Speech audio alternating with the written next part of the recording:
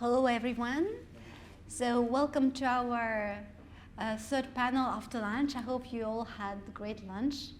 And so we will follow up with our discussion on specifically with this panel, whose climate, wars and security.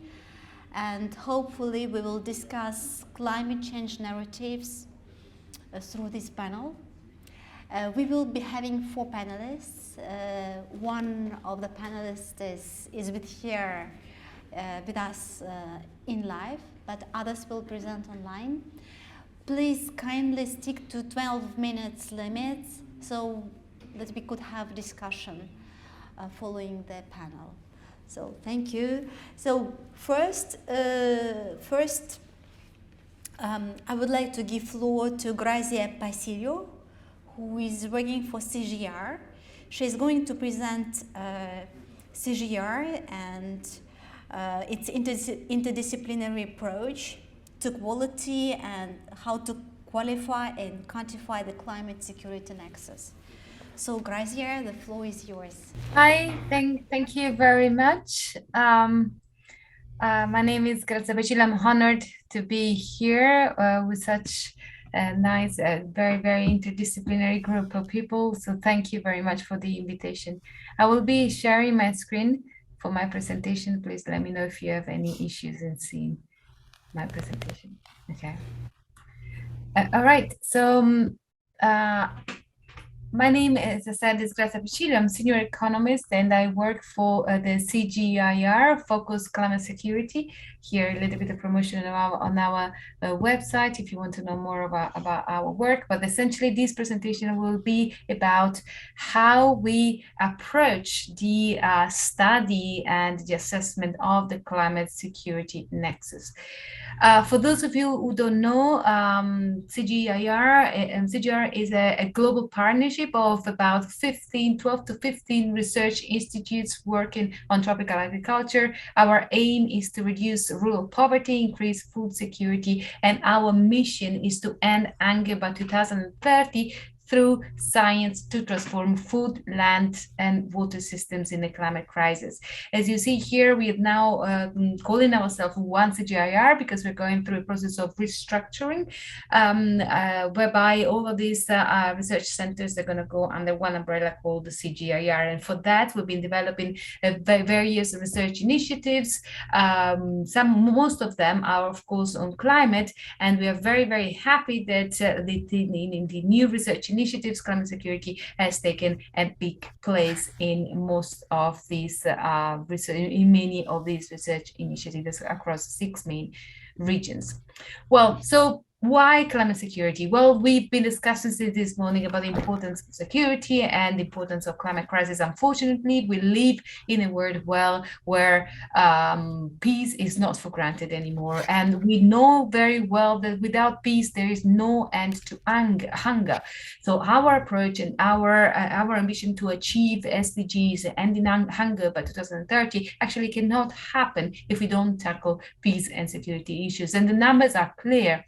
About 490 out of the 800 million people that are currently facing chronic food insecurities, and 74 out of the 110 million people that are facing acute hunger are located in only 21 countries affected by conflict and insecurities. And the world is becoming less and less peaceful as we speak. But from the Global Peace Index report 2021, we know that this year, the level of peacefulness have deteriorated for the 9th time in the past 13 years. So we must really address the issue of conflict and securities to actually achieve our SDGs. But what does climate have to do with all of this? Well, we know that climate really matters. We've seen in many studies and in many statements, and now climate is a threat multiplier. it really exacerbates risks and insecurities in socioeconomic systems that are at the root causes of conflict. What you see here is the results of our review of the evidences out there in terms of linking climate and conflict. And you see that climate change and variability, the environmental drivers, are a big source, a big driver of conflict, the instabilities. But of course, we know that there is no consensus in the literature about the direct impact of climate on conflict. What we know, what we hypothesize and what we assume is that climate actually has an impact on conflict, but this impact is actually an indirect impact. It goes through several mechanisms and several channels and pathways that are at the basis that can increase the likelihood intensity of conflict. But going through, and this is not only something that we say or we find from the evidence, that there is a big consensus or a big acknowledgement in UN Security Councils. I mean, you know much better than us. I mean, the CGR, we work on land, water, and food systems, not so much of peace and security, but we have many resolutions. So the 2018 one was sort of one of the very first ones. Then we have others and others and others. There has been recognition in the policy making agenda across internationally and national governments. You see the executive order here on from the White House, but also in Europe, in the German MFA, as they declared that climate security will become very much part of their foreign policy. Similar sort of things from the Norwegian Ministry of Foreign Affairs or the Irish Foreign Affairs. So for those of you who have followed the COP26, well, we had also this big fella here, and I promise this is not my grandfather, and I haven't talked to him. Is the Italian Prime Minister? I'm Italian, as you can tell, but he at the COP26, he was the one who actually said that climate is tearing us apart. That climate is connected to security. We must consider the climate security nexuses if we want to achieve our ambitions for the climate, for climate mitigation, adaptation, but especially for our SDGs. And you name it. I mean, we have many international organizations that have been acknowledging the role of climate on peace and securities. The African Union, for instance, has adopted one of the most important communique in March 2021, acknowledging the role of climate on securities. And we have many other organizations, including the European Union institutions that are really becoming aware of this nexus. But so what does CGR have to do with all of this? As I said, our aim is to really end hunger by 2030, but our focus is on science, on land, water, and food system science in a climate crisis. Well, this is the question that we've been asking ourselves for a long time. And since we started this journey in the climate CGR focused climate security, we really wanted to understand what is the role of our science in the land, water, and food systems in explaining the climate security nexus.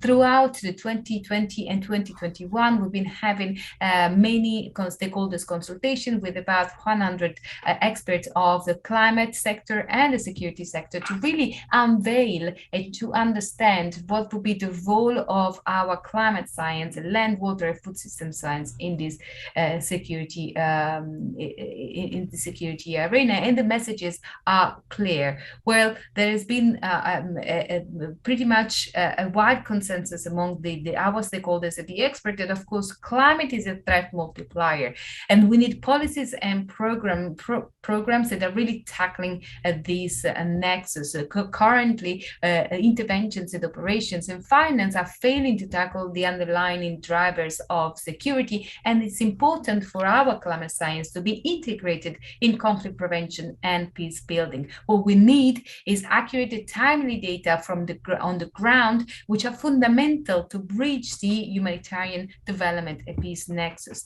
And most and foremost, what we need is also to build bridges between these communities, the community of those who are working on climate, those who are working on land, water, food systems, and those who are working working on peace and security, which is fantastic that we're doing this also during this conference. And we need to build partnerships across sectors and to galvanize the expertise and harness innovation between these two different words. But of course, we cannot do anything if we don't have finance. We need to leverage finance towards more integrated programs. And this will be the key to actually address and break the cycle between climate and conflict. In CGR Focus Climate Security, we have embraced this concept, and then our focus is really to make climate action peace and security sensitive across via 4 main research areas. The first is the evidence for peace, whereby we are trying to understand the complexity of climate insecurity for informed decision making, so trying to qualify and quantify the climate security nexus. The policy for peace aims to articulate the role of food systems in the climate crisis for policies and frameworks, and essentially it aims to support policy decisions to make them more climate security sensitive. Similarly, the Programming for Peace research area aims to develop peace-sensitive operations for millions of beneficiaries of the work that CGR and partners do. And finally, the Finance for Peace aims to leverage finance by aligning objective and incentives along the humanitarian development and peace nexus. And we do this through research flagship initiatives. As you see here, we mentioned 9. With 9, we work on gender, we work on inequality, migration, mitigation, but we also have some specific contextual analysis that we do for the African continent, Latin America, also the MENA region we don't have here, but we're working on it. And we also launched most recently a program, PhD program with Wageningen University in Cyprus, working in the Sahel, in the Mekong Delta, and also in the Bangladeshi Delta. Specifically addressing the issue of climate security. We have many research questions, but here I'm listing some of the most important ones. So we want to understand. Yes? Sorry, you have one or 2 minutes. Okay, fantastic. So essentially our work, it really aims to answer the 4 main questions: the how, the where, and the what. We want to understand how is climate exacerbating root causes of conflict? Where are the hotspots of climate insecurity? What should we do to break the cycle between climate and conflict? And who are the most vulnerable groups? So we have other questions, of course, looking at policy and the awareness, etc. But we're trying to really address several challenges that are related to evidence, to the lack of programmatic agenda. This is climate security sensitive, lack of investments. And we use an approach, multidisciplinary approach that really looks at integrating data-driven approaches, econometric analysis, social media analysis, spatial analysis, network analysis, and other types of statistical analysis, and integrating them with more qualitative approaches, including stakeholders engagement and community-based approach. Just to give an example of what this look like, I would like to show you this. So this is, for instance, one of the approaches that we use to quantify the climate security nexus. And we use econometric analysis really to unveil the impact of climate on the socioeconomic systems and how this impact actually translates in the increase of likelihood and intensity of conflict. And what we find, it is an example of a project that we've carried out in Ethiopia. We find that an increase in high temperature of more than 37 degrees in Ethiopia actually leads to an increase. No, yeah, I'm really just concluding. Yeah, but we find essentially that an increase of 1 day of 10 days, of temperature in Ethiopia actually leads to an increase of 3% of food security, and this exacerbation of food security actually leads to a 3% increase of conflict. Okay, I will just close here. We have many different approaches, but essentially what's to come. So we know that it's important to produce evidence, data, and hard evidence on how this climate security nexus unravels. And one of the most important innovations that will come up in 2022 will be this decision support tool, a climate security observatory that aims to qualify and quantify this nexus and answering essentially these questions. So I will close here. Thank you. Okay, thank you so much, Grazia, for your presentation and for your perspective on CGR, climate security nexus. So now we will go to more empirical case with Tom Deligianianis. I'm sorry if It's fine. if I pronounce it not correctly, from the Department of Global Studies, Wilfrid Laurier University, Canada, who is going to present us fascinating long-term research on conflict in Peru and perspectives for change conflict research. So Thank the you. floor is yours. You have 12 minutes. Thank you. I hope you give me a couple more minutes there. Thanks, everybody. Thank you to Bruno and to the entire team for organizing this wonderful meeting. I'm very conscious of the time, and so I'm going to skip some of the background and try to move to more of a discussion of my findings and spend most of my time on that. So I did a long-term study of one district in the highlands of southern Peru to try to understand how long-term patterns of human impacts on the natural environment and the resources that people use in this rural agricultural area, if that played a role in the unrest and violence that occurred in Peru with the Shining Path Rebellion and insurgency between 1980 and 1992. And I think that I'm going to be diving deep into the weeds of environment conflict research and the debates about environment conflict research and climate change research and links to violent conflict in my comments. And so I'm going to try to, I'll skip over some of the background for how I came to be in Peru and the questions and literature that drove that investigation, and try to focus a little bit for a few minutes talking about the case, what I found, and then some of the implications of that for research on climate change and conflict. And I think going off the very interesting and very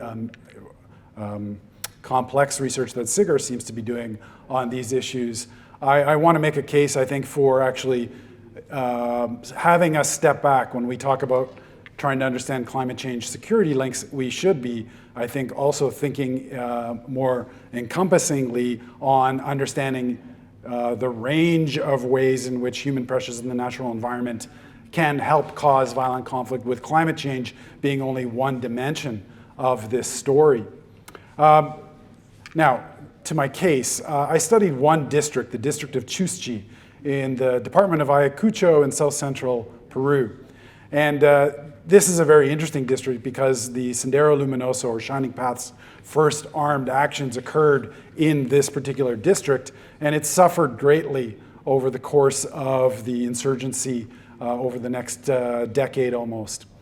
It's as you can see from my diagram on the left that shows the district in more detail, it's a very high altitude mountainous district with altitude ranges from about 2,300 meters to well over 4,500 meters.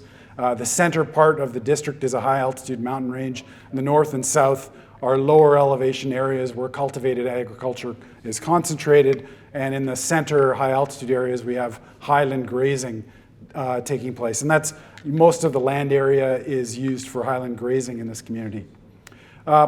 There are two communities in this district that are the center of my story, the community of Chuschi, which is the district headquarters, and the neighboring community of Quispallacta. And both of them lie in the community centers lie in the south of the district, across a small creek from each other.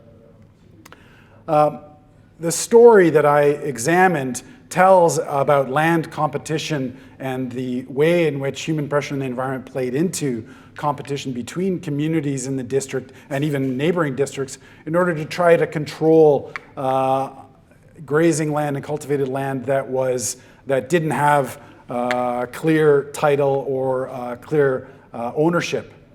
It turns out that one of the communities, Quispallacta, was largely the victor of these land conflicts. And if you look at the diagram on my screen, the center of that district outlined in black are the current boundary locations of the community of Quispallacta. And much of that land in the center of Quispallacta is land that they acquired over the last 50 to 70 years in conflict with their neighboring communities like Chuschi.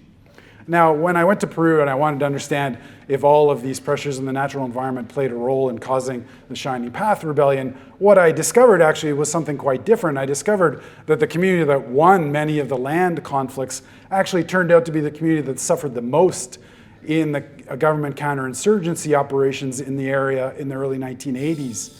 The community of Quispeacta suffered 7 to 10 times more deaths at the hands of government counterinsurgency factors because it was believed that they were a center of Shining Path support. And that was a bit of a puzzle to me because, why would the community that actually won most of the land conflicts then throw their support behind the Shining Path Rebellion and seemingly put all of those hard-won gains that they've been fighting for centuries at risk?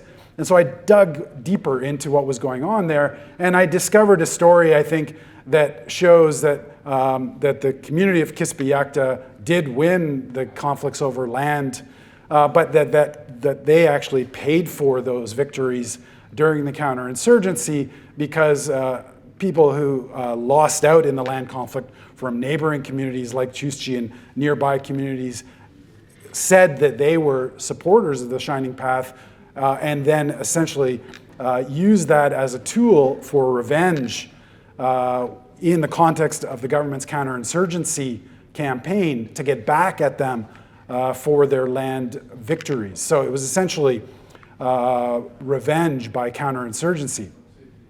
Now,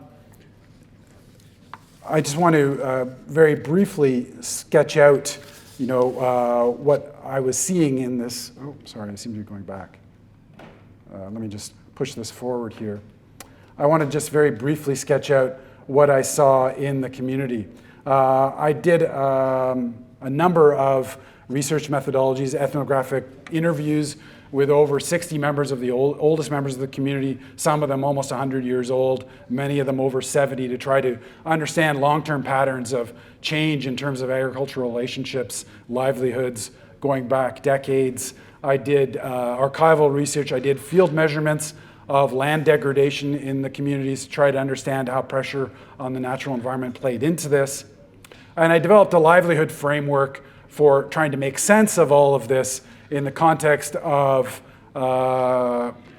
human-environment conflict outcomes that puts the household at the center of the discussion, tries to understand how people adapt and cope to various pressures on their livelihoods, both from natural variation, but also from political economic factors, from climate change, weather events, et cetera, and to understand how adaptation and coping plays out, and use that as a way of trying to make sense of what I was seeing in the community. Very briefly, in the district of Chuschi, when it was colonized by the Spanish colonial policy concentrated all of the residents, people who lived in that area, into two major central urban areas in the south of the district, Chuschi and Quispeacta. And they depopulated much of the north of the district and gave that land to various Spanish elites who set up a series of small estates, haciendas, in the northern regions to control those areas of green that you see in the top of that map, which are essentially cultivated areas in that region. Over time, the hacienda economy began to decline, and community members in Quispeacta found an opportunity to buy back some of that land that had been taken from them. And that hatched area on the map shows what was bought back in the mid to late 1800s, much to the displeasure of neighboring communities who also claimed that land. Over the next 100 years, as a result of a variety of factors, including the increasing lack of land for people who were concentrated in those southern agricultural zones, people began to migrate and settle into the center part of the district, both from Quispeacta and other neighboring communities. And they were migrating into areas that were essentially contested and didn't have clear land rights that were recognized by all of the neighboring communities and by the Peruvian state. And that led, oh boy, 2 minutes. That led to a series of violent conflicts in the 60s and 70s. And eventually, those conflicts spilled out into open warfare and violence between the different communities at various times. But it was relatively small-scale violence because they didn't have access to automatic weapons like you see in many parts of rural Africa or other parts of Latin America as a result of the drug conflicts. So the victory of Quispe in grabbing and controlling much of that central part of the district was consolidated in a peace agreement in early 1982 between community leaders in Quispe and Chuschi, who said, you know what, we need to settle this once and for all. They got together, they settled the land conflict that had gone back to pre-colonial times. I can't get into why it goes back to pre-colonial times. And Quispe emerged as the major victor, and they were doing this right at the time when the Shining Path was establishing control over the district. So there were a variety of pressures that were telling community members it was a good time in order to settle this dispute. But it led, as I said, to a terrible counterinsurgency campaign by the Peruvian military, one that actually didn't discriminate very well between combatants and non-combatants, supporters, non-supporters, members of rival communities or not. In the eyes of the military, anybody who was in the highlands was a potential insurgent, and they acted on information about who potentially was an insurgent and repressed and killed and disappeared more people accordingly based on the information they received, much to the disadvantage of the community of Chuschi. And of course, those figures, as I showed, prove in some ways how one community suffered much more than the other. Now, what are the lessons of this for climate conflict research? Well, there are a number of different lessons. I won't be able to talk about them all. One, though, however, is that I think we need to get back into the field and do very detailed local case studies with a very long timeline, and then try to combine that with some of the more sophisticated econometric statistical approaches that our friend from SIGR was also discussing, that you can have a very interesting and useful ground truthing by doing case studies and bringing those long temporal perspectives together with a rich understanding of local conditions. As well, my second theoretical finding discusses the fact that this case demonstrates that household adaptation to environmental change, including responses to emerging slow onset climate change impacts, had social conflict implications. Human pressures on the environment and on livelihood resources combined with a variety of political, economic, and social factors to aggravate group conflict between these two communities in the district and up in the decades leading up to the Shining Path insurgency. And this finding, speaks to two important issues on climate conflict research. First, I think we have to recognize that we have to take into consideration how supply and demand changes to people's availability of resources, how that can play a role in helping to cause violent conflict. Climate change often operates as a supply factor. It influences the supply of available livelihood resources for small-scale agriculturalists. But there are also other demand impacts that were also evident in this area. Population growth as a result of the demographic transition that the country was going through. A tremendous explosion in the early part of the 20th century was reducing land availability. Other kinds of silviculture and green revolution technologies were introducing species and plants that were having destructive impacts on livelihoods for people in the district, as you can see from the diseased potatoes, a result of using too much pesticides year after year. And climate change was also having a role there, allowing agriculture to expand to high altitude areas where it had never been conducted before, but also having a converse impact of making lower altitude areas much more difficult and sustainable to farm, especially in the context of reduced rainfall, increased heat, and the reliance on irrigated agriculture being much more important. So I think there's been a lot of discussion recently in some quarters about how climate change induced violent conflict is really a function of political, social, and economic factors. And I think that perhaps misses a very important dimension of the story that you can't explain. Thank you, I hear. You can't explain everything that was going on in that community if you also don't pay attention to other supply and demand factors that were stressing livelihoods of community members in the district. I would also just like to quickly just advance and say my main findings in the other areas. And one is that I think we need to see climate change in the context of other environmental changes as a slow onset environmental change that really helps shape structural and process factors in a lot of situations and condition the kinds of livelihood decisions that people are going to make. In the same way that we might think of economic changes as a long-term structural impact. Also, we need to think about how human-induced environmental pressure isn't just important for conflict onset, for starting civil wars, but that it actually can also play a very important role in helping to determine the nature of violence in violent conflict. So in my case, human pressure on the natural environment worsened group conflict, which was later expressed in the context of the counterinsurgency and helps explain why violence took the particular dynamic that it did in that counterinsurgency event, that certain groups and people suffered more than others. We can't understand that if we don't pay attention to the human pressure on the natural environment and the resource impacts that had on people's livelihoods. And finally, we, I think, need to put human livelihoods, household livelihoods, back at the center of our analysis. A great deal of climate change conflict research is done with using very large statistical models that have a very difficult time in actually modeling household livelihood change. And in fact, I think they're missing a very big part of the story by not doing a good job at modeling how cultivator and pastoralist livelihoods operate and the kinds of choices and decisions they make, and the way in which those choices and decisions can then have social conflict implications. And that's all I want to say. I can answer more questions in the discussion, but thank you, and I apologize for going a bit over. Okay. Thank you very much, Tom, for your passionate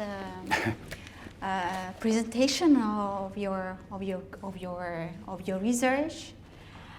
So now we will move to the next presentation. Sarah McCune, who is from University of Florida, Center for African Studies and College of Public Health and Health Professions. She will present on research for development in a context of climate change and political instability. So with her presentation, we will move from Peru to Sahel. Sarah, are you online? The floor is yours. Oui, et merci beaucoup. Je vous remercie pour l'invitation d'aujourd'hui et pour m'accueillir. J'ai vraiment apprécié la conférence jusqu'au présent et j'aimerais remercier ceux qui ont organisé l'événement. Je m'appelle Sarah McCune, comme on a dit, et je suis sociologue. Je travaille dans le domaine de santé publique en étudiant les rapports entre les systèmes sociaux et les systèmes naturels. Et surtout, je m'intéresse aux théories de système et j'étudie comment ces systèmes humains naturels couplés affectent les résultats en matière de santé.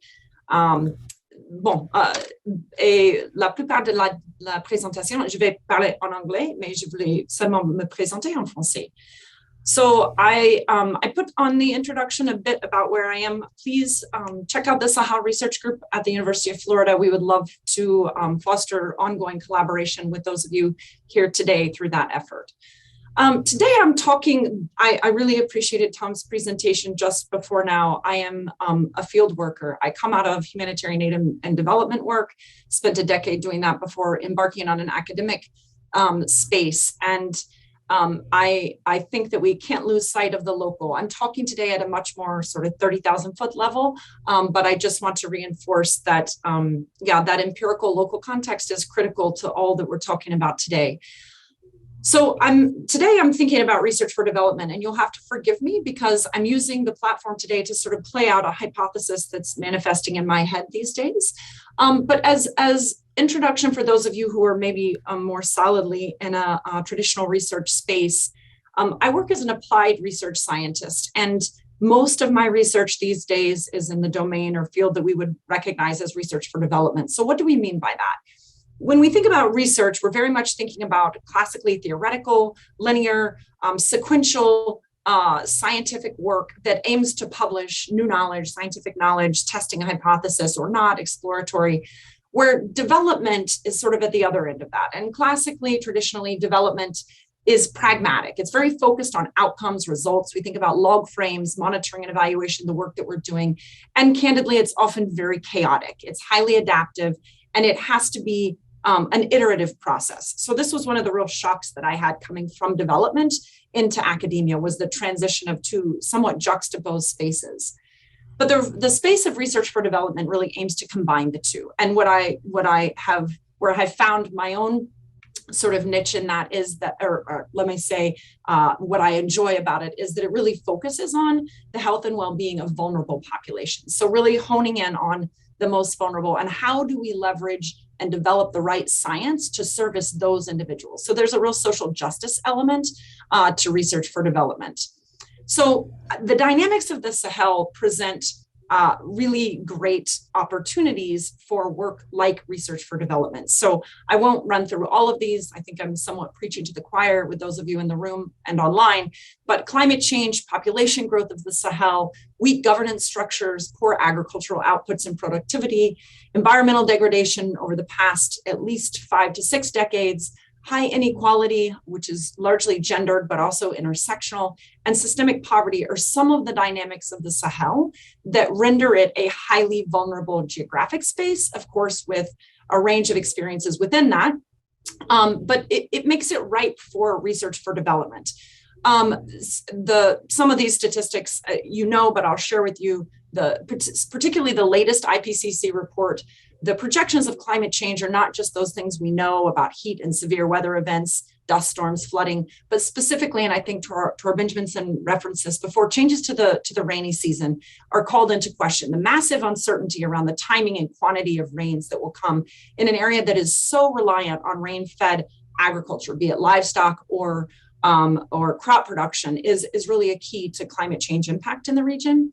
And then demographic growth, understanding that at least if you look at Burkina Faso, Chad, Mali, Mauritania, Niger, so leaving out what we often count Senegal as the 6th in this belt of the Sahel, the population could double between now and 2040. So from 80 to 160 million inhabitants. So this confluence of climate change and rapid population growth are two of the most important dynamics of the region. So when we think about, when we think about that, suddenly these areas for research for development emerge. And it's quite easy to see, if you're familiar with the Sustainable Development Goals, how the Sahel pops up as an area of great need for research for development. So in great need for agricultural transformation, improved health outcomes, quality education, hygiene and sanitation, and importantly, human and institutional capacity development. So these are domains that I've generated specific to the Sahel based on my knowledge and research there, with the sort of specific problems that really rise to the top among many others in the Sahel. So you can see those. But the point that I'm trying to make here is that the dynamics that play in the Sahel make it a fairly good match for the interventions of research for development. Now, my area of expertise is in health specifically, and I have increasingly over time as a scholar of systems theory, as I said before, really looking at coupled human natural systems, nutrition and food security emerge as the space in the Sahel as the outcome of interest that I am continually coming back to. So I give you some statistics here on the nutritional insecurity of the Sahel. Many of you know as well as I do. And on the right of this graph, you can see importantly from 2000 to 2018, there was progress. So while the rates are still very high globally, if you put any other sort of high income country on there, it just looks like a flat line at the bottom of that graph. Rates are falling. And you see this is stunting, which is chronic malnutrition in kids, but it's dropped. Niger's is still very high, over 46%, but it's falling over time. So the rates, we're getting better, but the rates are still horrible. So these are all those outcomes that we're interested in as development practitioners. So if you look at this conceptual framework of what is determining, what's driving health. And I'm using health because it's the area I know best, but you could have chosen another set of variables in there. My argument here is that the impact, okay, so impacts are the outcomes. The health is the outcome that we're looking at. But there's this machine of determinants of health or determinants of vulnerability. And importantly, there are really significant structural and social determinants of health inequities. And those include public policies, social policies, and they include all of those intersectional factors that create the social landscape of a society. So that includes education, livelihood, social class, gender, caste, ethnicity, all of those things that we then look at as through an intersectional lens to understand how they manifest in ultimately these intermediary determinants of health. So I, as a guiding framework, I'm then thinking, okay, so then climate change and political insecurity are two of the really important structural and social determinants that exacerbate or undermine, depending upon the directionality you want to take there, the already complex social and structural determinants of health.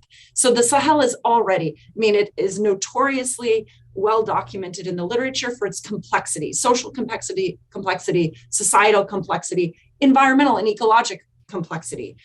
So I give examples here of how climate change and structural determinants are interacting, political instability with those structural determinants. Then on the right, climate change with social determinants and political instability with social determinants. And I won't read through the examples I thought through this week in putting this together, but I'll give you in depth. And this is from another paper I did a few years back, looking really at how, when you think about who's affected, how does it change the way we think about vulnerability? So in this example, we were looking at livestock holders. A lot of my work is with pastoralists and livestock holders of different varying degrees of pastorality. But looking at how gender changes the way we understand climate impact. And here in this model, we took a model of vulnerability and adaptive capacity and threw on a gendered lens. And in this paper really mapped out, it looks completely different. We understand vulnerability differently when we look at how these drivers of vulnerability affect women differently, whether that's in collection of wood, hauling of water, exposure to violence. It's a different reality. So if we think about climate change impact, and again, I'll hone in on Niger, a space I know best among the Sahelian countries, we see changes in rainfall patterns. We see loss of indigenous species availability during food crisis for use as what we call famine foods. Household composition is changing. So climate change impacting the traditional livelihoods of people sends men on exode more often. So men are migrating to cities more often. Household composition is then changing. Gender dynamics are changing. Women are now making decisions in the household. Divorce rates are up. In-depth focus groups I've done north of Tanut with pastoral groups say divorce didn't happen before, but now men are gone, women are making decisions, and they're feeling empowered to say, no, I want a different life for myself. So you're seeing all sorts of differences that are ultimately, can we not link these back to climate change? We can have that discussion later, but it's part of the landscape. The landscape is shifting. And to jump ahead, all of these things are affecting the erosion of traditional safety networks, the effectiveness of traditional coping mechanisms, and thresholds of resilience in a highly resilient ecological social system are changing. And this is the culmination, I would argue, of the interaction between globalization and climate change, two global drivers of change in this landscape.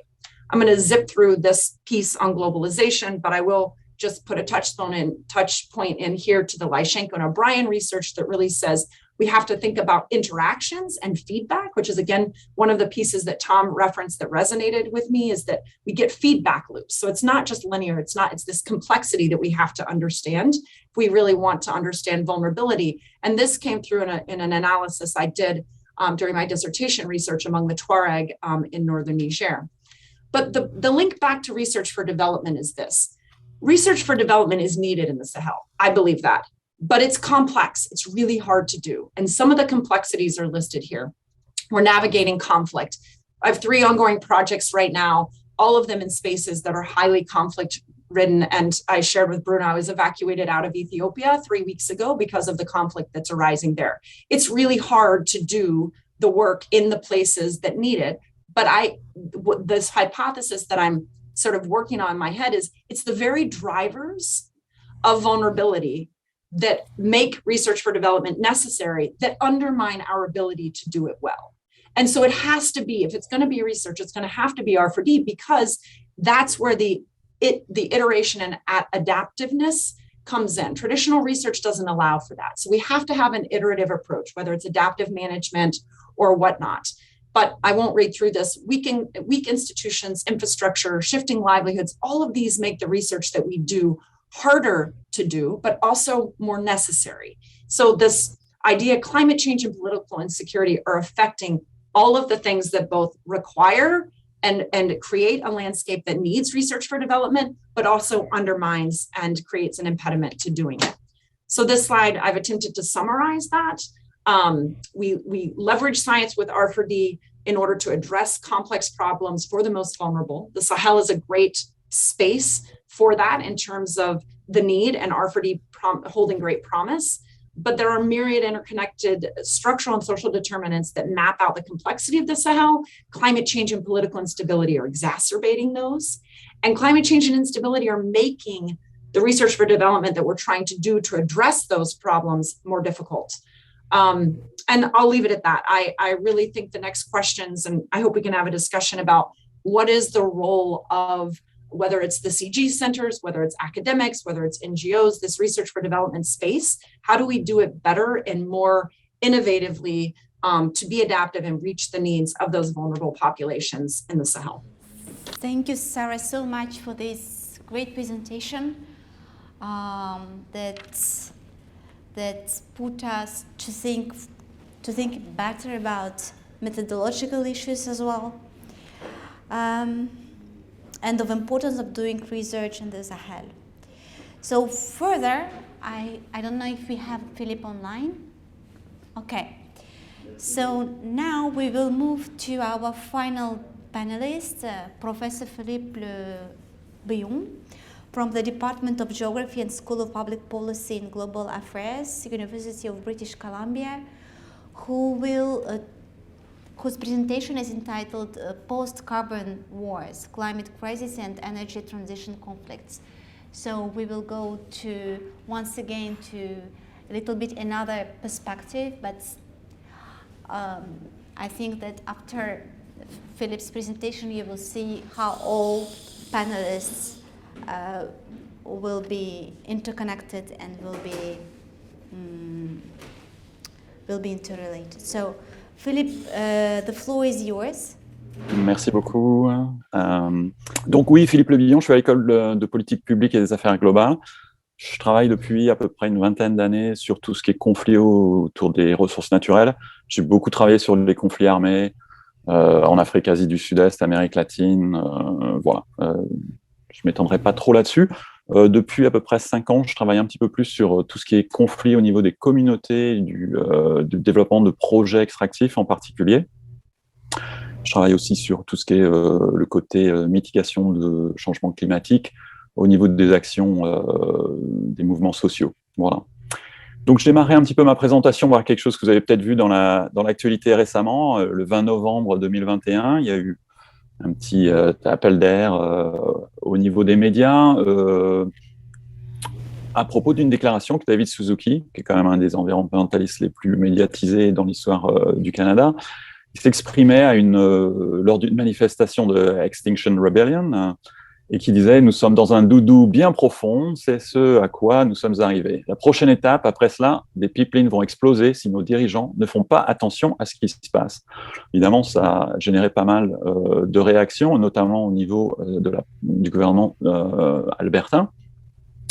Suzuki s'est ensuite excusé, il a dit qu'effectivement, toute suggestion selon laquelle la violence est inévitable est fausse et ne nous conduira pas à une solution désespérément nécessaire à la crise climatique.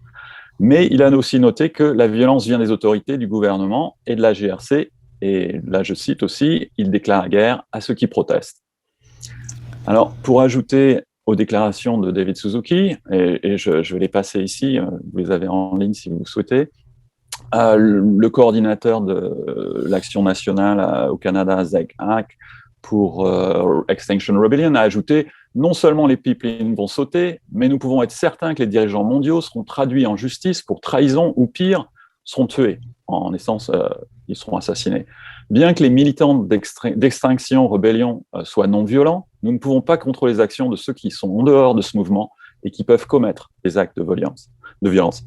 Donc, effectivement, quand on parle de climate wars, et notamment au Canada, en fait, on parle surtout d'actions et de mouvements et de réactions du gouvernement, des différentes autorités, qui ont un contenu parfois très violent, pas forcément au niveau des actes physiques. Il y a quand même une restreinte physique qui est très grande des deux côtés au Canada. Mais par contre, on voit une dialectique qui est assez guerrière. Hein. On peut penser, le gouvernement d'Alberta avait établi ce qu'ils appelaient le War Room hein, pour essayer de contrer l'opposition au sable bitumineux, l'exploitation des sables bitumineux.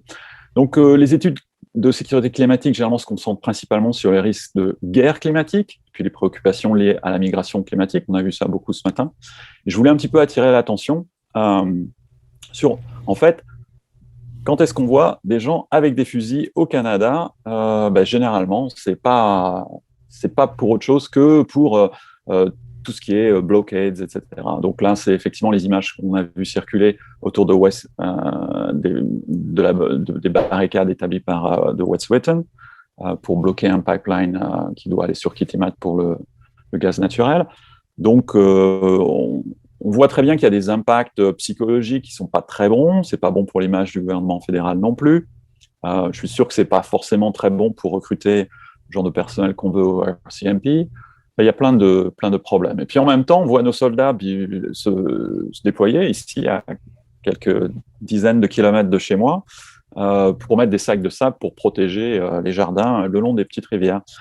Donc, effectivement, il y a quand même un malaise, si vous voulez, au niveau de ces notions de guerre climatique et sécurité. Pour qui au Canada? Et on a souvent dans le débat public, en fait, de dire est-ce qu'on n'est pas en train de faire la mauvaise guerre? On protège des projets infrastructurels qui vont étendre et accentuer les dommages climatiques, même si le gaz naturel peut être considéré comme une alternative un petit peu meilleure au charbon, évidemment. Mais il n'empêche que l'image générale est quand même assez troublante pour le public. Alors, pourquoi on est dans cette situation? Tout le monde est à peu près au courant. Je vous inviterai à lire le Production Gap Report de UNEP si vous ne l'avez pas déjà fait, mais grosso modo, il faudrait qu'on soit 50% en dessous des productions d'énergie fossile d'ici 2030. Or, on ne s'y dirige pas du tout. Pourquoi on ne s'y dirige pas? Parce que même si on voit un effort vis-à-vis des productions de charbon, à l'exception de l'Inde et de la Russie, comme vous pouvez le voir dans la première colonne ici, pour le gaz et le pétrole, en fait, on voit un peu l'inverse. Et c'est le cas notamment du Canada, où en termes d'exojoules, on est quand même à 1,7 au-dessus. Donc, on est quand même à un niveau net de 1,2. C'est assez considérable. Alors, évidemment, tout ça a lieu dans un système où c'est non seulement l'accélération de la décarbonisation que de nombreux mouvements demandent, mais aussi une affirmation pour la défense des droits des communautés, des territoires et de l'environnement. Donc, évidemment, juste avant le Covid, les nouvelles étaient dominées au Canada, si vous vous rappelez bien, par notamment l'alliance entre certains leaders des Wet'suwet'en et certains leaders et activistes Mohawk, avec un blocus notamment du réseau ferroviaire qui avait de graves conséquences sur l'économie canadienne. On voit souvent, c'est le climat, l'eau, les traités, l'environnement, tout ça est mis un petit peu. Alors, ça n'arrive pas évidemment qu'au Canada, ça arrive ailleurs, et on le voit aussi, non seulement vis-à-vis des infrastructures, des projets de combustibles fossiles, mais aussi pour les énergies vertes. Là, donc une image de manifestation anti-éolienne. J'en ai une, je viens de Bretagne, hein, on a un gros projet éolien, le plus grand en France, en offshore, et on a effectivement de sérieuses manifestations qui prennent place. Donc on a fait une étude en 2020, et c'est un petit peu le résumé que je vais vous fournir pour cette présentation, qui vous permet de voir un petit peu une image globale de ce qui se passe depuis 1997, donc depuis le protocole de Kyoto. On a à peu près 650 conflits au travers du monde.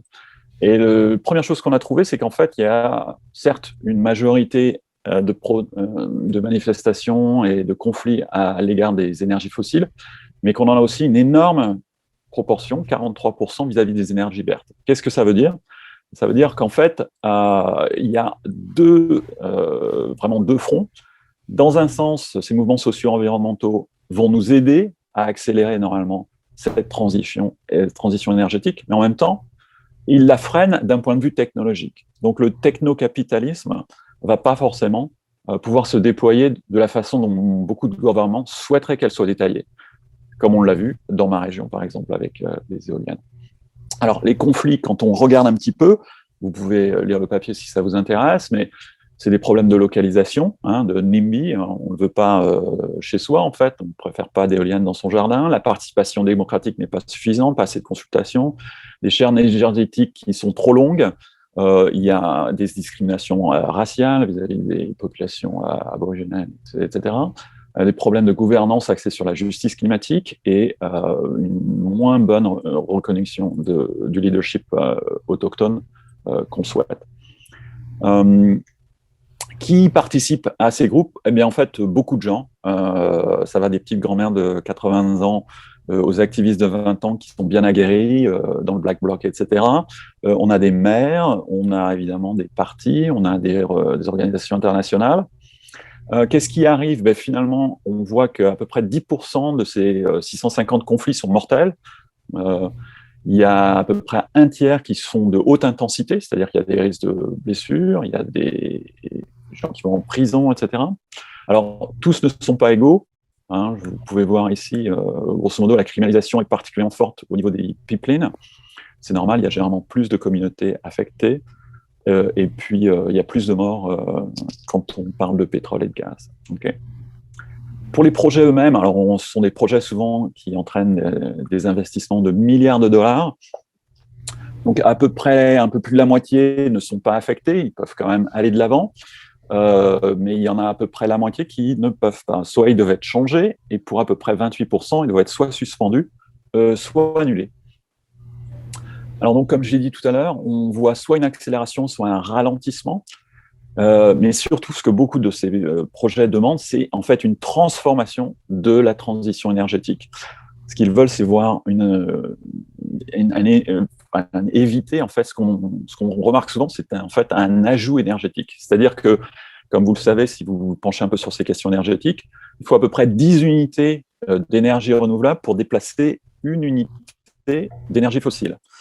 Donc souvent, en fait, on a l'impression que c'est un petit peu un leurre, cette transition, et beaucoup de ces groupes, en fait, veulent voir une soustraction énergétique et entraînent, en fait, la société dans une logique de décroissance, qui pour eux, généralement, est la plus convaincante. Donc, quelles sont les implications politiques et économiques? La principale, c'est que les décideurs politiques et économiques en matière de climat et d'énergie doivent prêter une plus grande attention aux demandes et aux préférences de ces mouvements collectifs, qui indiquent des voies de transformation vers la décarbonisation. À quoi ça consiste? Pour un avenir climatique sûr, en fait, non seulement il faut travailler sur l'amélioration des intensités énergétiques des énergies fossiles plus propres, entre guillemets, il faut augmenter le renouvelable, mais il faut aussi et surtout sortir et se diriger vers des énergies de décroissance, un petit peu passer du techno-capitalisme à la low-tech et des politiques dominantes aux pratiques communautaires alternatives. Alors évidemment, tout le monde n'est pas là-dessus. On peut voir par exemple le gouvernement chinois qui est très clairement orienté vers le techno-capitalisme, où il voit un marché énorme et une domination d'un secteur crucial en fait pour le milieu du XXe siècle. Okay. Donc quelle route, et je dépasserai de 30 à 40 secondes peut-être. La première, c'est de penser à la dépénalisation des défenseurs de l'environnement et des réformateurs climatiques. On voit par exemple un abus de l'usage des injonctions au Canada, en rappelant en fait que c'est un droit pénal qui n'est pas mis en place. On voit plutôt ce droit privé autour des injonctions qui pénalise évidemment beaucoup les actions. Le deuxième, c'est une politique concrète de transition énergétique et de réduction de consommation énergétique. La troisième, c'est une meilleure consultation et atténuation des impacts d'énergie propre. Et la quatrième, c'est une coordination mondiale de la baisse pour une baisse maîtrisée de la production des combustibles fossiles. Donc, comme vous le savez, le gouvernement du Québec a rejoint l'alliance BOGA, hein, Beyond Oil and Gas Alliance. Alors, pour l'instant, ce sont essentiellement des producteurs marginaux qui font partie de cette alliance, mais on verra peut-être une amélioration dans ce sens-là. Donc, voilà, j'arrête ma présentation sur ceci. J'attends vos questions avec plaisir. Merci. Merci beaucoup, Philippe, pour cette super belle présentation où tu nous as traduit dans une dimension de la sécurité écologique qu'on avait un peu survolée pendant les précédentes présentations. Et ici, on voit tout à fait notre perspective de ce que c'est la sécurité. Et donc, je pense que nous avons suffisamment de temps maintenant pour les questions et les discussions de présentation. Je ne sais pas si on a des questions déjà qui nous mènent, qui nous sont envoyées online, ou bien s'il y a des questions dans la salle. Est-ce que vous êtes prêts? Oui. Thank you to everybody for the presentations, all very interesting. I have a question for Tom. You had such rich detail of your case that we didn't have time to hear about, and so I was wondering if I could prompt you about one aspect of Peru, which may be outside of the time frame that you were primarily focused on, but I was just curious about the context around governance and kind of the ideological frameworks within which policy is determined, and if you could say anything about the kind of well-documented neoliberal turn in Peruvian governance under the Garcia regime, if that kind of framework within which the land that you were referring to was being allocated or reallocated might have contributed to the sources of the conflict, or if that's just falling outside of the scope that you were primarily focusing on. Thank you. No, thanks for your question. So Garcia came to power actually several years after the Shining Path insurgency already began. Land reform was instigated by the Peruvian military in 1968. But the problem with land reform in Peru was that there was simply just not enough land to give it to everybody who wanted land. And the neoliberal turn to governance in Peru and other parts of Latin America came much later, into the late 1980s, in the Peruvian context. So the context of land as an issue that people were fighting over before and at the start of the Shining Path Rebellion, it was really a context where land had been, people had been dispossessed historically from much of their land by elites in the country, and the country was going through a process of of people wanting to get that land back. But in many cases, titles were unclear, borders, boundaries were unclear, ownership was contested. And this is by no means something only common to Peru. It's quite common in many developing countries, even today. And so that added a whole nother layer of complexity to the fights over ownership. And the turn towards export agriculture and mining, export mining, and large agricultural estates in the context of how much of Latin America and even Peru sees itself today, was another layer of socio-political change that took place later in the late 1980s. Hi, thank you all for your presentations. I actually had a question for Philippe Le Billon, if I can ask it in French, if it's possible. Oui, merci beaucoup pour votre présentation. J'ai beaucoup aimé ce que vous avez présenté. Et j'avais une question, enfin peut-être même deux questions à vous poser. La première, c'est c'est vrai, quand on parle de sécurité climatique, on ne parle pas vraiment des impacts sécuritaires de la transition énergétique, en fait. Et justement, ce que votre présentation montre bien, c'est qu'il y a des tensions très fortes, en fait, autour des modèles énergétiques que nous allons devoir mettre en place dans les années à venir, et que ça touche souvent les populations les plus vulnérables, en fait, ces choix. Est-ce que vous avez d'autres exemples, peut-être d'autres contextes que vous avez étudiés, où on voit effectivement la dimension conflictuelle de ces politiques de transition énergétique? Donc ça, c'est pour la première question. Et ma deuxième question, c'est finalement, est-ce qu'avec les choix qui sont faits en Europe aujourd'hui, peut-être notamment en France, extrêmement technologiques aussi autour du nucléaire, est-ce que ça ne va pas provoquer encore plus de conflits, en fait, finalement, que ce que l'on avait auparavant? Et c'est vrai qu'en France, on a eu l'épisode des Gilets jaunes qui était assez important de ce point de vue-là, mais est-ce qu'on ne se dirige pas aussi avec ces solutions très technophiles vers encore plus de conflits de ce type-là? Voilà. Voilà, vraiment 2 questions. Merci beaucoup encore pour votre présentation. Oui, oui, avec plaisir. Donc sur la première, je vous orienterai vers, par exemple, le travail d'un de mes collègues, Alex Dunlap, D-U-N-L-A-P.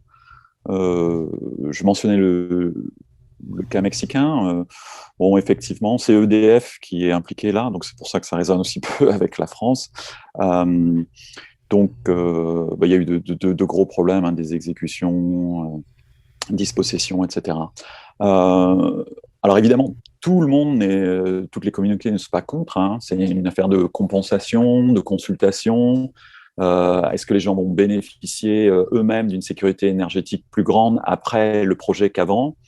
Alors, il y a une énorme expérience qui a été accumulée au travers des projets hydroélectriques, de nombreuses commissions, y compris la commission internationale, évidemment, sur ces barrages-là. Donc, il y a eu énormément de leçons d'appris. Malheureusement, on voit que dans la pratique, on a fait une grosse étude, notamment en Amérique latine, là-dessus. C'est que d'après tout ce qu'on a, on devrait s'attendre à une amélioration, mais en fait, on ne la voit pas vraiment sur place. Pourquoi? Parce que ces processus de consultation sont généralement un peu biaisés. Et malgré l'accord de Escazú, par exemple, qu'on a maintenant, etc., on voit quand même généralement une imposition de ces projets. Et on comprend aussi pourquoi le gouvernement veut aller de l'avant, les investisseurs sont là, et on se demande parfois pourquoi est-ce qu'on devrait laisser quelques douzaines de personnes bloquées.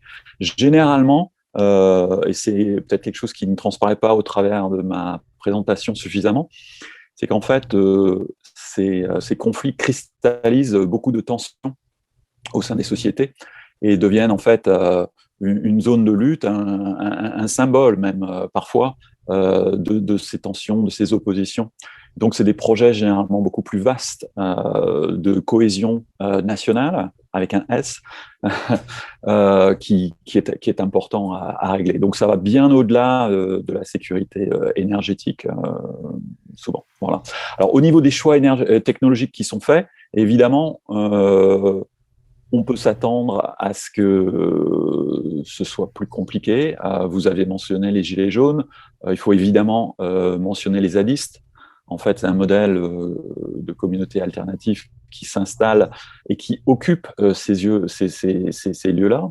Pour les Wet'suwet'en, on voit qu'en fait, c'est non seulement des Wet'suwet'en, mais aussi des zadistes, hein, d'une certaine façon, indigènes ou aborigènes auparavant, et qui, effectivement, bloquent beaucoup de ces projets.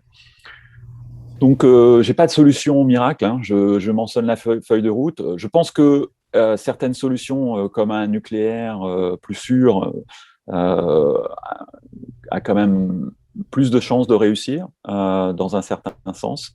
Mais ces choses-là évoluent. Après Fukushima, ma sœur est journaliste, elle est à Fukushima plusieurs fois parce qu'elle couvrait le nucléaire pour son journal à l'époque. Et effectivement, on voit que bon, c'est des choix qui peuvent avoir des conséquences dramatiques. Donc, comment aller de l'avant? Bon, pas facile. J'en reste là. C'est souvent dans le détail, dans la cohésion nationale, et jusqu'à la façon dont les entreprises sont honnêtes en fait dans la façon dont elles engagent leur pourparlers avec les communautés avec lesquelles elles vont travailler. Voilà. Merci beaucoup. Okay, so we have a question from John Sears, and I think it's an interesting question to Sarah. On the research for development, actually, John Sears, he is asking actually a provocative question, saying that many development actors, institutions, researchers are not actually yet well placed or willing to lead an adaptive and iterative research for development that is really needed. And I would like to go further with this question, and I would like to comment Sarah on how is she, what is her perspective on relations of power between funding agencies and research agenda, and how she positions herself regarding research for development that she is talking about. So, Sarah, the floor is yours. Yeah, thank you, Tatiana, for that question and the clarification. So I think you went directly to the direction that I would take it, which is that, yes, I agree that many development actors, that is inclusive of what we might call implementing partners in the field, NGOs, but also research institutions and absolutely academic research institutions, perhaps none more guilty than the US of being sort of the antithesis of nimble, right? They're not adaptive. They're these massive bureaucratic structures, but they also are responsive to donor demands. So I recognize my audience here has a different, perhaps, set of donors, but when I look at classic funding agencies through the US national government, so that might be National Institute for Health or National Science Foundation, but even NGO partners, we have Gates funding money or USAID, bilateral aid, DFID. We have a funded project through the Canadian government, IDRC. Interestingly, IDRC is probably among the most flexible of donors that I've worked with, Gates Foundation being sort of the most. But donors, it's very hard to have funded research without having deliverables. Yes, yay, IDRC. It's a dream to work with IDRC. I'd echo that. John just dropped that in the chat. But I really, I think you're spot on that it isn't that the structural system is reifying the problem, right? So we have to think about what are the changes that we need. And I'll drop into my more local level research. And I've done a lot of research of late on food security, nutritional security of children under 2, and specifically in Burkina Faso. And from that, culminating from that work, as well as others of the USAID funded Livestock System Innovation Lab, we wrote a paper calling for, after key informant interviews of experts around the world, one of the major limitations to doing research for development well, to improve child health outcomes, and I'll put the Sahel in this pot, though it's a global statement, is the timing. 3 to 5 year funding cycles are not, that doesn't allow itself the flexibility and adaptation that's needed to answer the scientific research questions that require an iterative approach. So that's one example of where we've got to go back to donors and push hard and say, 3 years is a joke. 5 years is getting there, as long as there's another 5 years afterwards to do something with the information that you get. So I'm not saying that the temporal nature of funding is the only problem, but it's indicative of the fact that what donors ask for doesn't allow for iterative, adaptive management of projects. The other part that you alluded to is that we also aren't necessarily recruiting and training the right kind of people, right? So I think one of the things when I run a social science research lab, and I have students from all across the University of Florida campus, as well as globally, who chime in via Zoom these days.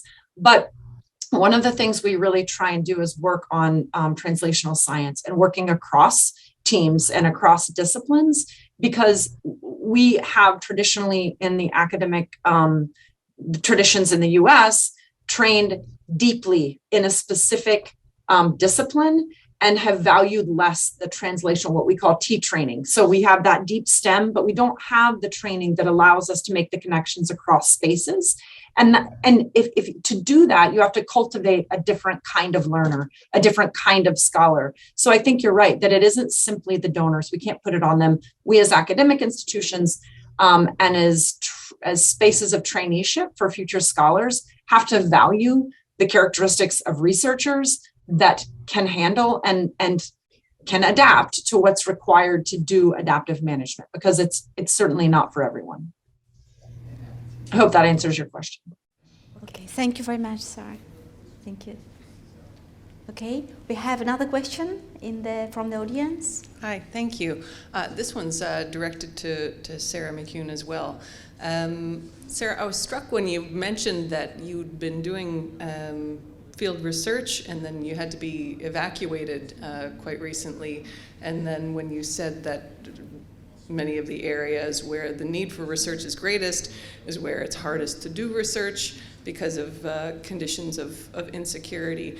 So I was wondering if you could talk a little more about, what is the solution there? What's being looked at? I mean, do you just have to put it down, pick it back up later when things are more secure? Do you have to shift your focus elsewhere? Or is anybody looking at kind of, I don't know, more experimental or innovative solutions like, you know, partnerships with maybe security actors, or, you know, would that present its own set of problems? I'd be curious to hear you talk about that, and maybe that's something that Grazia also would have something to say on, so I'll leave it open there. Thank you very much. Yeah, thank you again for the question. I'll be brief. I think we could have a long 2-hour lunch and brainstorm this better, but two things come to mind. One is the only reason that the research persists and moves forward is local partnerships. So we have, I'll use the case of Ethiopia, we have extremely strong partners, and we're 4 years into two projects that are nested.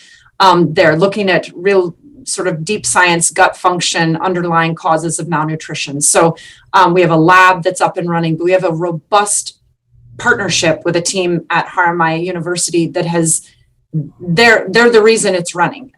So if my presence were required in the field all of the time, it would have died a long time ago. Travel's been disrupted. The plan, we flipped conferences because, I mean, we haven't even talked about COVID, overlay COVID and everything that it's done to field research. We've had to be very adaptive. That's Gates funding, and they've been completely supportive of that adaptive management approach that we've had to take. A different donor I don't think would have been as flexible, but it's the partners that have allowed the research to persist. So this trip was the first time I've been back to this 4.5, almost 5-year partnership since March of 2020 when I was last there. And I needed to go. It was time. I mean, those partnerships don't survive without collaboration and sort of a presence in the field. And so, yeah, it only works because they're able to carry the torch and to keep it going. So that goes back to strong institutions, right? We have a very strong institutional partner, but if you don't have the capacity, we have to work on building local and institutional capacity, both in human capacity and in institutional capacity. Now, the caveat to that is there's been, and this is the second point I would raise, is how do we do it? There has been a massive learning curve that's happened here at our university since we received this large USAID grant 7 years ago. So it's the largest grant University of Florida has ever had. It's $50 million for the first 5 years. And we have now 42 to 46 funded projects globally. And our, as you can imagine, legal counsel and export-import control, there's a rigidity of this bureaucracy that just isn't a good match for doing the kind of work that we do in the field. So as much as I say we have to build the institutional and human capacity on the other end, we also have to build it here because we're moving towards a more adaptive space. So expectation management, what's realistic to expect of a partner overseas? What happens when our IRB is in direct conflict with their IRB? Theirs wins, right? There has to be a process set up for overcoming those spaces. So those are the two quick things that I would respond in terms of how does it persist? How do you keep going? Is having good partners overseas and being ready to work on institutional learning at home in our own spaces. Okay, thank you, Sarah. So are we having other questions? Okay, Marc-André? Alors, on a une autre question en ligne. Elle s'adresse à tout l'ensemble des panélistes. Ce serait peut-être intéressant d'entendre un peu Grazia là-dessus, je crois. Alors, la personne me pose comme question, comment s'assurer que les recherches sur les conflits climatiques ne soient pas instrumentalisées pour pénaliser ou même criminaliser, pour faire écho à la conclusion de Philippe, l'exploitation des ressources naturelles par les populations les plus vulnérables?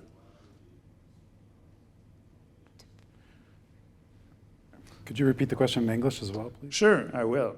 So basically, the person, like the person online, is asking how to ensure that research on climate change and on climate conflicts mostly is not instrumentalized to penalize or to even criminalize the exploitation of natural resources by the most vulnerable people? Here we go. So the question is for everybody. Don't know if anybody wants to jump in first. Maybe Grazia wants to. Perhaps break the ice on this one, and perhaps link in with the previous question. How do we do in situations where there's conflict? Perhaps I can start with that one. So CGR is very new to the security space. Let's put it that way. We are the new kids on the block. We've always stopped short at understanding the impact of what we do on climate, on peace and security. So we are very, very well suited to understand the impact of climate on land, water, systems, but we're not really working in the areas of contest where there are conflicts or big, large scale conflicts. Of course, what we come to realize in the past few years that we've been working on this topic is that actually the conflicts they don't have to be large and affecting a large population, even in the target beneficiaries that we work with. Then there are conflicts, specifically on natural resources. And this is linked to the second question, the access to water, pastoralists and farmers conflicts. We see that all the time in the work that we do. But in fact, I mean, what Sarah said is particularly important. Partnerships, fundamental for that, but it's essential to be in the field. And then the strategy that we are adopting at the moment is that to actually delocalize, so decentralize our team in all of the regions and countries that we actually will work in. So we're going to have a part of our team in Eastern Central Africa, Western Central Africa, part of our team in the Eastern Southern Africa, and in the MENA region, somebody else in the Central America Dry Corridor, somebody else also in Asia, because we are going to need people working in these countries, and we're going to have to be there. When it's of course not completely possible because of insurgencies of big conflicts, then of course we need to rely on other people, on other partners. But what's really important is the actual the awareness of the people that we are working with without our organization, without CGR, regardless of the importance of considering peace and security implication of the work that we do. Because one of the things that we really didn't really understand in the past was the actual implication of our climate adaptation strategy, climate mitigation strategy on the dynamics and the different balance in the systems that we are going to work with. So in giving the opportunity to certain people to access certain strategy to mitigate the impact of climate and then excluding others, or giving some resources to some and then excluding others, that of course can be cause of conflict. We're not the first to actually say that climate adaptation and mitigation have actually created conflict and tensions throughout the world, and the CGR is not immune to that. So we really need to these are the tools that essentially we are using to avoid creating further tensions or conflict in maybe some of the contexts that allegedly, I mean, they are the most peaceful, they're not really fragile, but really to reduce the risk of the escalation of the conflict, we need to first understand how we can avoid creating harm with the work that we are doing, and potentially understanding also the peace contribution, the peace potential of the climate adaptation strategy. For that, we are going to be working with our policy partners, but our program developers as well. So in the development of our projects, then we need to understand how to do our job definitely better. And to respond to the second to the second question, so how can we avoid to sort of how can climate research, climate conflict, climate security research can avoid sort of criminalizing in a way the use of natural resources by most vulnerable people? Well, in our research strategy upcoming, started in January 2022, what we are going to do, and this will be a critical part of our strategy, will be to design, to co-design and test some of the solutions, some of the climate action solutions together with the different communities and different groups. So we aim to be in the field and in those networks of stakeholders, including communities and different groups of farmers, pastoralists, so you name it, and trying to essentially adapt the solutions that CGR has been developing for the past 50 years in mitigating the impact of climate, adapting this to the local needs and generating with the group, directly with the people and the policymakers, decision makers, private sector, investors, etc., generating those solutions that actually fit in and they are most suitable for the context. So using collective actions, participatory approach, and so on and so forth, like to really develop those solutions that are tailored to the needs. And we think that in this way, the natural resource management, natural resource access, etc., can really become a piece of the puzzle that doesn't necessarily need to be exploited by a certain group, but rather than the others, but actually can become a peace-building type of exercises to maintain security in different contexts. Thanks. I just wanted to add too that in my particular case, the state and elites were often the source of a lot of the problems for settling conflicts. And the conflicts over land that had stretched back centuries were only really settled when the communities themselves were able to sit down and hash out a solution in the context of a lot of external pressure, I might add. So I think we should also recognize that if we're going to design climate change interventions that we think might help peace building, we should probably, in order to borrow on what Tor Benjamin said this morning, we should probably recognize going in who some of the actors have been who have been key in causing the problems in the first place. And often it's the state or very powerful elites that try to take advantage of the resource systems for their own benefit. In Peru, when there were disputes in communities over water, rather than finding a way to have local communities solve the water disputes, the state simply took control of all water rights and said that they were going to dictate what the solution was. So, we can talk about participatory action all we want, but we should probably also, if we're giving advice to external donors, those external donors should be putting pressure on governments to really empower local actors to find solutions and give them the tools that they need in order to find solutions and solve those local resource conflicts. Okay, thank you very much, Tom. So thank you everyone, panelists, dear panelists, and thank you so much, audience, for your questions.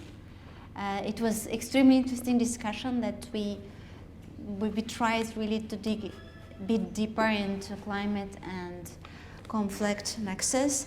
So I think that now we are having a small coffee break, and then we will move forward to the closing fourth panel for this first day of the conference. So thank you so much once again.